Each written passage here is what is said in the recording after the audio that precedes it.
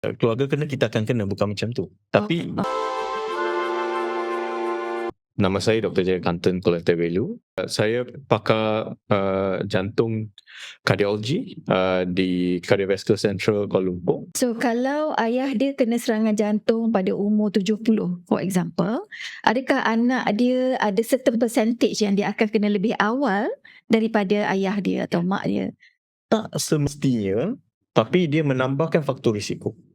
Maksudnya kalau keluarga kita yang terdekat ada yang pernah kena serangan jantung, kebarangkalian untuk kita kena serangan jantung itu kita tambahkan risiko kita. Ini bukan maksudnya keluarga kena, kita akan kena, bukan macam tu. Tapi dia tambahkan faktor risiko kita. Kalau katakan sebelum ni umur kita katakan 40 tahun. Kita tidak ada apa-apa faktor risiko. Tak ada kencing manis, tak ada darah tinggi, tak ada kolesterol, tak merokok. Lifestyle kita bagus. Tapi family kita ada serangan jantung. So dia ada satu risiko.